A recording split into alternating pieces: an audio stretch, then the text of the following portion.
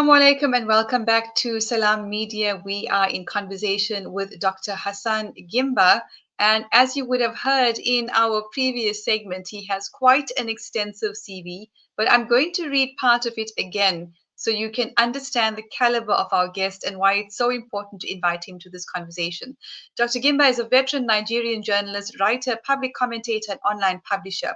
Served as the editor of the newspaper Leadership. He was once the spokesperson for the Nigerian Minister of Science and Technology. He is a publisher and editor-in-chief of the online media outfit Neptune Prime.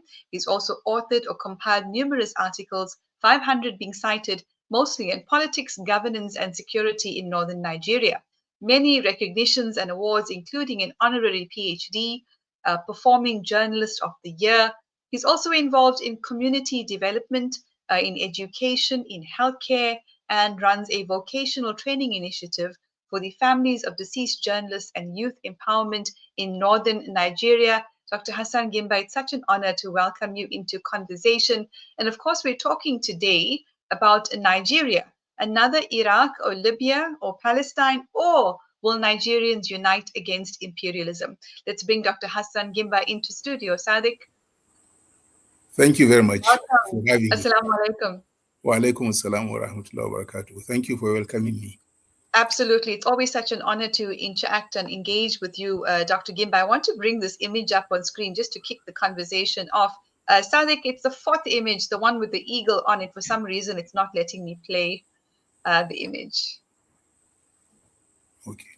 Yes. Dr. Gimba, here's a meme. Nigeria discovers 34 trillion worth of lithium reserves. And here's this eagle flying on in or marching on in on my way to save Nigerian Christians. Now, this meme has been used in a number of other contexts where the American government decides to attack yet another country. At the heart of our conversation is the topic of imperialism. I want to bring up one more, the fifth image, Sadiq, with the text, the one just on the right of the eagle. And this one talks about the resources of Nigeria, ranking as the 10th largest holder of proven crude oil reserves globally, with approximately 37.28 billion barrels as of 2025, accounting for about 2.2% of the world's total reserves. This positions it ahead of countries like Libya and Algeria, and so on and so forth. There's one more that I want to show, and that's the third one. Please, Sadiq. This is an article, Dr. Gimba, from 2020 on RT, US targeting of Nigeria. Is it really about a terrorist problem, or is America fearful of Africa's first superpower emerging? Let's move that image off screen and let's engage with you, Dr. Hassan Gimba, your thoughts on imperialism that has set its sights on Nigeria, the giant of Africa. Thank you very much. The world is becoming multipolar, unlike what we used to have in the past 4 decades since the demise of the Soviet Union. And America and its Western allies are aware that their power and hegemony and hold over the world is diminishing. And it's just a matter of when it will no longer be as powerful or as relevant in world affairs as it is now, because the handwriting is on the wall. So it is doing whatever it can within its powers to see that it holds on to its influence. And this is normal with any power that is dwindling. It does whatever it can to remain relevant. This is what they called the kicking of a dying horse. So it's now looking for where it can get more money. And more money in this world now means what is buried in the ground, mineral resources. That's why it is targeting Nigeria. But as everyone knows, it will never come out to tell you that we are going there because of so-so reason. What they do is to give an excuse why they are coming in. For instance, when they wanted to go into Iraq to steal its mineral resources, what they did was to say they had weapons of mass destruction, and they wanted to remove Saddam. But when they went into Iraq, they not only killed Saddam, but they destroyed Iraq. Now there is no Saddam and there is no Iraq. But by the time they have done whatever they wanted to do in their own interest and let the world know that they went in based on false accusation, the damage had been done. And this is what they also did with Libya. They said they wanted to remove just Gaddafi, and that there was human rights abuse, there was this, there was that. But by the time they entered Libya, not only Gaddafi was gone, but Libya itself was gone. By the time the world knows or that what they did was they went in on false reasons, they have done the damage. So this is what they are trying to do with Nigeria. There is nothing to do with saving Christians in Nigeria, because nothing is happening to Christians that is not happening to Muslims. So this is such an important point that you raise, Dr. Gimba, because all over social media, and particularly on X and TikTok to an extent, and probably other platforms that I don't frequent anymore, we're seeing this constant narrative that there is a Christian genocide. And the irony of that is that the very same people care not about the Christians in Palestine, in Lebanon, in Iraq, or in any part of the world really, but suddenly they care about the Christians in Nigeria. My concern is whether Nigerians themselves have realized how they're being played.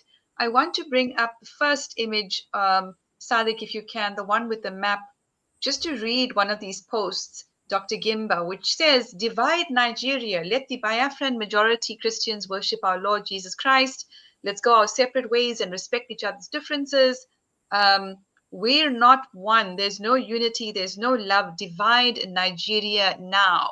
And he tags in this message Donald Trump, the dictator of USA. Well, we'll have to discuss that further. I've redacted his name for now. But the point is, these are the kinds of messages that some Nigerians are putting out there to the US military industrial complex. Why are they doing this? What agenda does it serve? And is it clear that the divide and conquer strategy is in full play? You see, the problem is, as you earlier mentioned, it's not that Christians are being targeted in Nigeria. When Boko Haram came in the northeast of Nigeria, they were killing everyone, including Muslims that do not share their ideology. And they do not specifically go to kill a person because that person was a Christian. But they kill Muslims because they do not buy their ideology. And when you look at the number of Muslims killed, they far outnumber the number of Christians killed. And there is also this, the Nigerian Muslims and Christians are interrelated by marriages.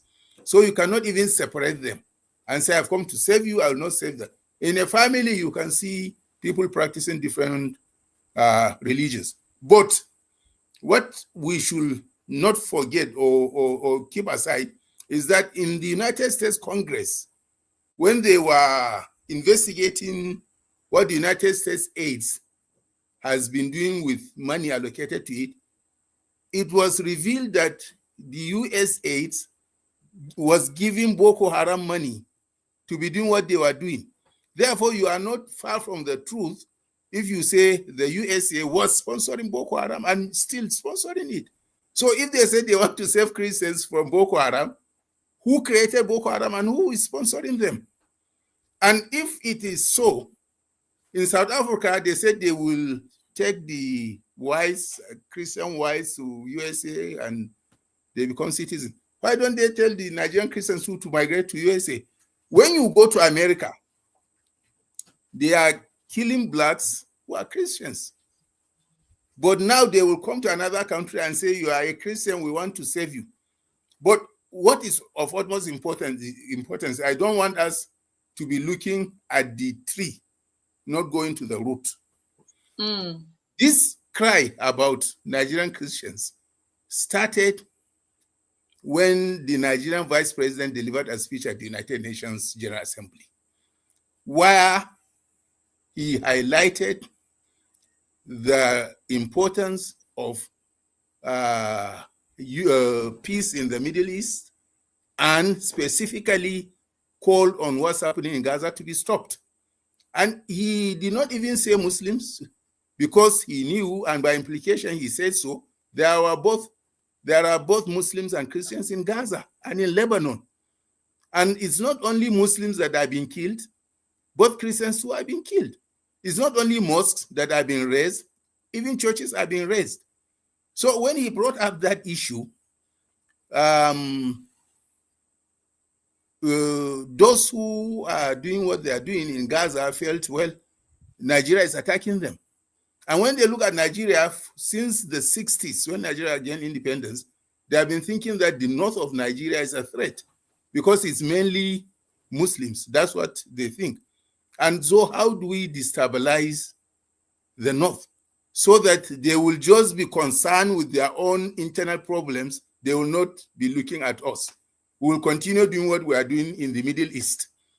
And we know that this is what instigated America and Trump specifically to say what he said. When you look at the Congress people that started talking about it, they have accepted that they work for AIPAC, they collect money from AIPAC, and also one of them, Ted Cruz, said he was elected to serve Israel, to defend Israel in America.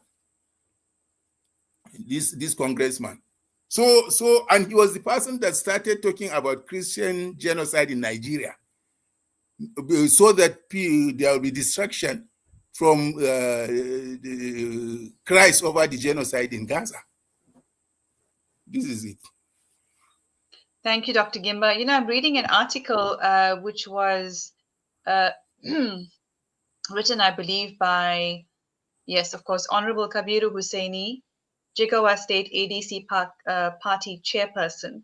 And it's about Nigeria's strategic decisions and global realignment. And he highlights a number of factors, including the Dangote refinery, secondly, the recognition of the state of Palestine, 3, joining the BRICS economic bloc, 4, Nigeria refusing to accept US deportees, and 5, borrowing and cooperation with China, 6, concerns over US aid activities. And I am going to play that very same clip that you mentioned just now.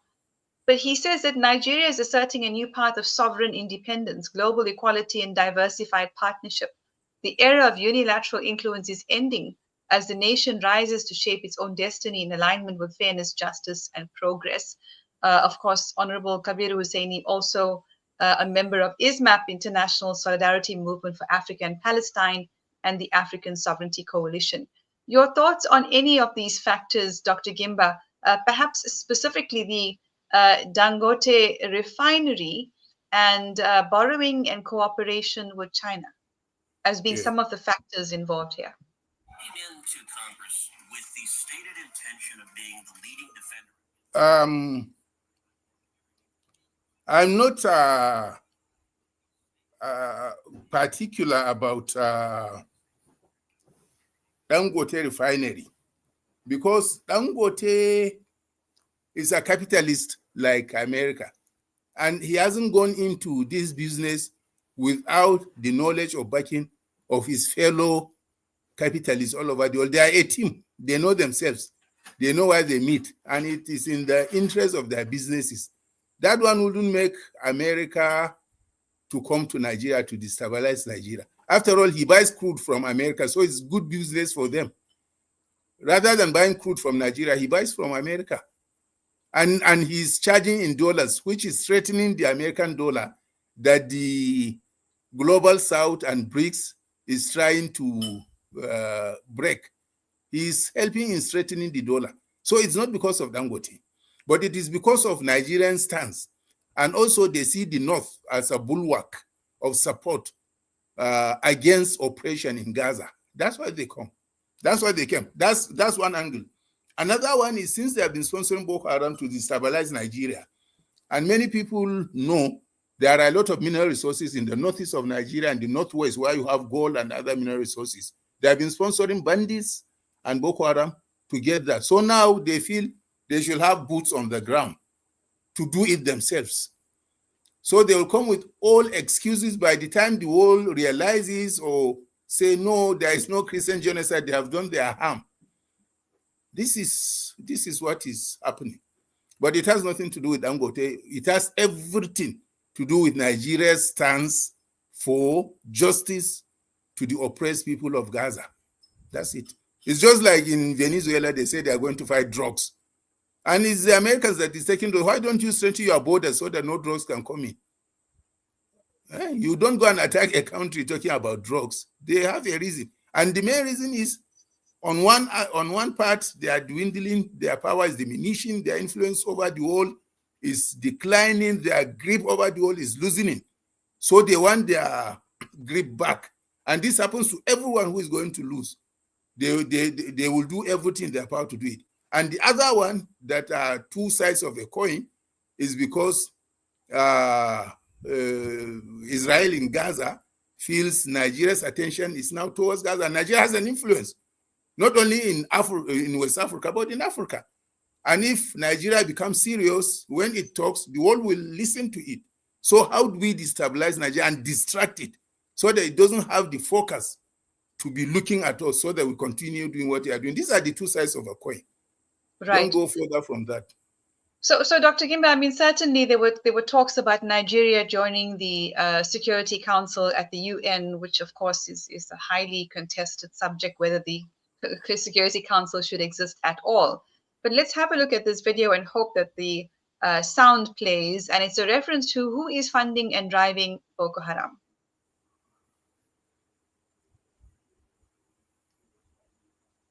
Anybody in the room? Because your money, $697 million annually, plus the shipments of cash funds madrasas, ISIS, Al-Qaeda, Boko Haram, ISIS Khorasan, terrorist training camps. That's what it's funding.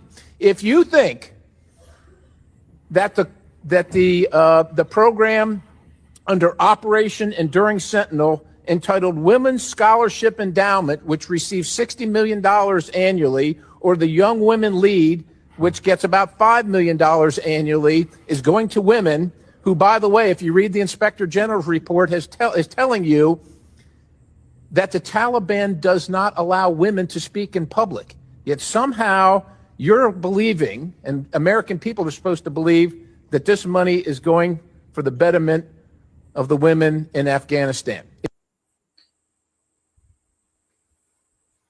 So, there we have it. This is not the only video in which they talk about directly funding Boko Haram, ISIS, Al-Qaeda, etc., which many of us have known for many years. And I do hope that Nigerians will very quickly understand what we are facing here, the kind of diabolical tactics that are being used in Africa, in the so-called Middle East and other parts of the world.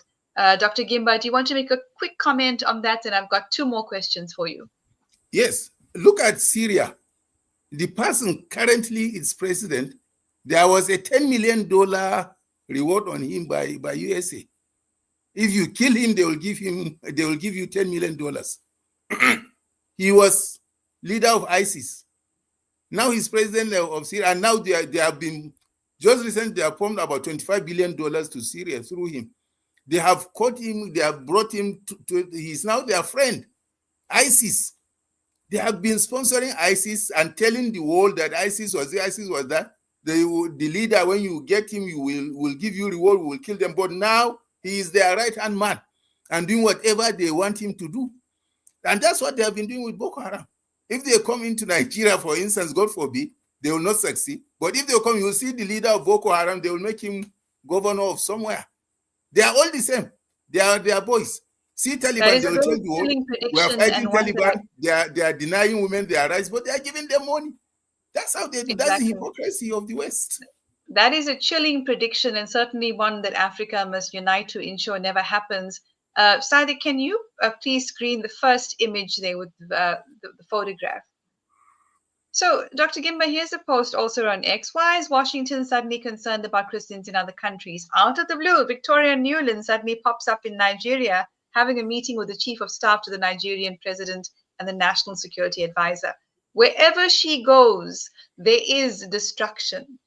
What interest would the Nigerian government have in meeting warmongers like Victoria Nuland? And this one happened not with this regime, because the chief of staff to the president, Ibrahim Gambari, was with late President Buhari, and Monguno was his national security advisor. So it was the late, the former regime, not the current regime. But whatever it is, she was here. And it was during Buhari's regime that a lot of people that were seen to be against America or Israel were killed, especially the members of the Islamic movement in Nigeria. In 2015, Buhari's time, they said over 1,000 of them were killed and many even buried alive, while the government officially said over 300 were killed. But these are people who always try to tell the people to be wary of America and Israel. They were killed during the late regime. So maybe when she came, that's when that happened. Or after it, she came to tell them they did well. Incisive. So a comment from Abdul Razak Ismailov, who says, meanwhile, Trump is openly threatening wars against several Christian majority countries such as Mexico, Colombia, Venezuela, amongst others. There is no condemnation from the white supremacist Western media. If anything, it's even praised. Of course, we know that imperialism has its sights on Venezuela and other parts of our world as well. And certainly we need to be showing that solidarity.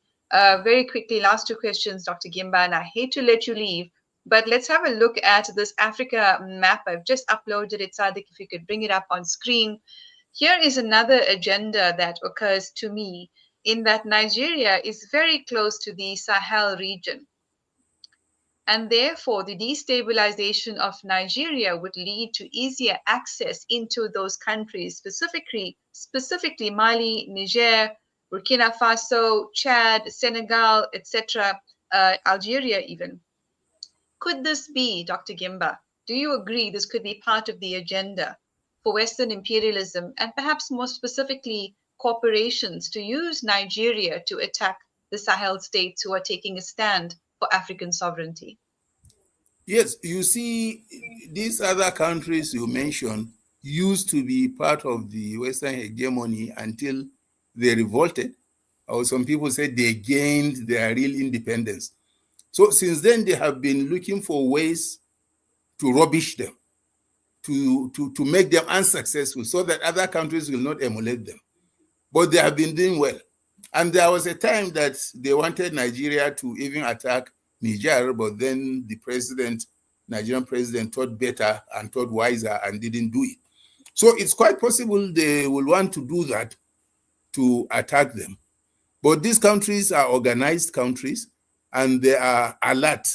That's why even this insurgency that has been bedeviling Nigeria does not happen in Chad. Chad, as small as it is, as poorer than Nigeria as it is, never allowed this Boko Haram to have roots in their country. Their soldiers were active and they dealt with them, even the Niger. So it may be somehow difficult to attack them from across Nigeria. And now they have now turned to the south. They are now with Russia, they are now with China, and these are countries whose relationship with you are transactional, and they look at interest and how everyone will benefit and your community will become a better one. So they will give them all the necessary wherewithal to protect themselves. So I think they will not be successful if their intention is to use Nigeria to destabilize the other countries. Nigerians themselves will not allow it, because Nigerians, with this strong threat, Nigerians are now becoming wiser for it. So Nigerians, at the end of the day, will unite. Because what Trump thinks of Nigeria, just recently in his first tenure, he called Africans shitheads, including Nigeria. He has never thought good of Nigeria. So they look at the North as potential terrorists. That's what they look at Muslims from the North. So what do we do to destabilize them? But even the Southern people that he wants to quote, because he talks of Christianity, in America, even Trump said they look at them as people who are scammers, who cannot be trusted. And once you give them an inch, they will take a mile. That if you give them the opportunity, they will cheat you out of what you have. So they look at all Nigerians as, not people to be taken close. But because they want to destabilize the country, they will use Christianity. And unfortunately, for Nigerian Christians, I don't know what's happening. It's as if they have accepted to be brainwashed, that they think what Israel, for instance, is doing is against Muslims. So let us stand with Israel, not even knowing that the Jews themselves respect Islam more than they respect Christianity. They respect Muslims more than they respect Christians. They see Muslims as people who worship one God as them, while they see Christians as people who worship idols. Then they tell them. One Christian journalist told me that he went on pilgrimage, that only Nigerian Christians go on pilgrimage because they see Muslims going on pilgrimage. When he went to Jerusalem, a Jew said, "Come and worship me because you are worshiping my cousin." Yet this man will fight you because of Israel, because he thinks they are fighting Muslims, while he doesn't know that they spit on Christians. They see them as idolaters. They call Jesus alayhi salam and Mary words that I as a Muslim will never utter. Yet they have been brainwashed to follow them blindly, that they were told that if you bless them, God will bless you. So they are mistaking the current Israel of Netanyahu with the biblical Israel of Moses and David. So it's so unfortunate that when they hear this, some of them will quickly jump on the he's coming to save you from who? No, nothing is happening to you. And many of them are doing it because of money. One pastor, a whole pastor, put one small cap on his head, went to America and was telling them that last year 500,000 Christians were killed. And it's a lie. When he talks, he knew he was lying. And those listening to him knew he was lying. Yet they will accept the narrative just because they want to give a dog a bad name to hang it. Last question for you, Dr. Gimba. Sadiq, if you can bring that image up. This is also a post that I thought was very powerful. And then I'll ask you the question from Pumzile Fandam. Oh, Nigeria, I do hope Nigeria has a strong counter-disinformation presence online. And I'm seeing it emerge, honestly, Dr. Gimba, which is such a relief.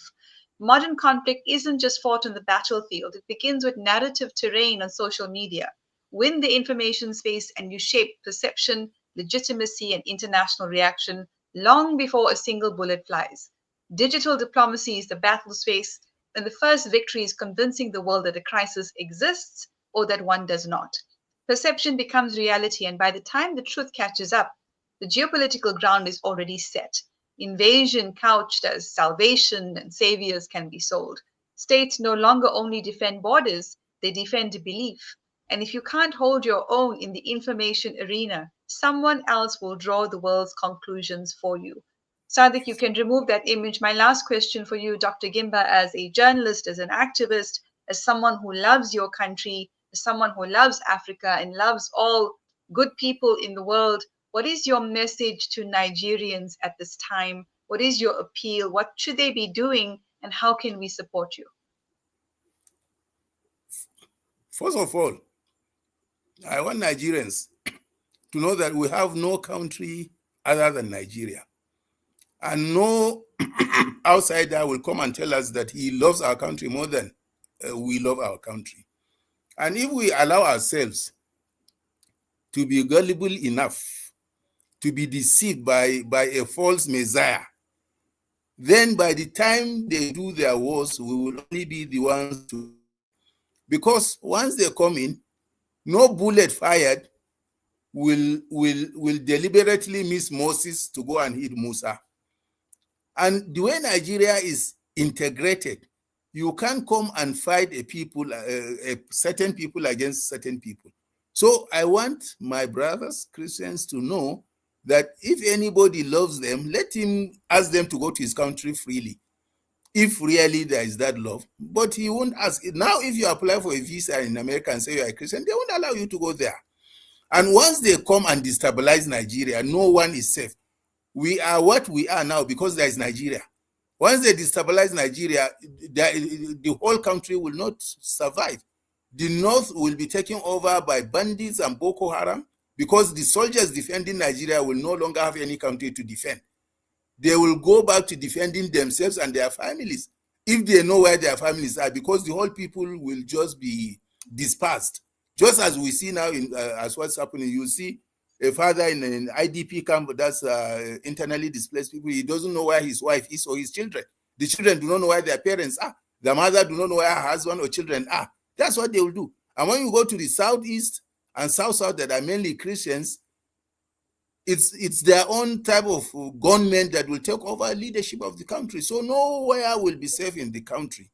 We just have to come together, understand ourselves, and then if there are any differences, and in any human gathering there must be differences, even in a family, let's talk about our differences and find ways to solve our differences and live together as a nation, as a united country, watching each other's back.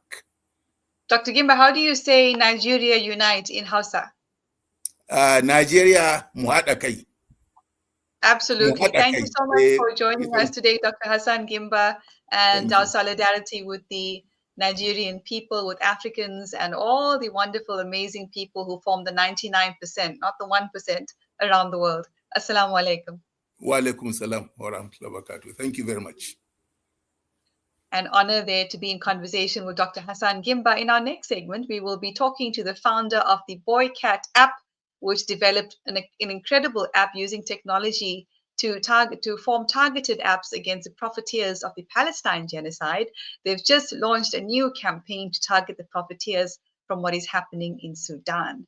So don't go anywhere. Stay on Salam Media's platforms, on YouTube, on Facebook, and you will find the link to the next conversation on those platforms with Salam Media, humanitarian journalism.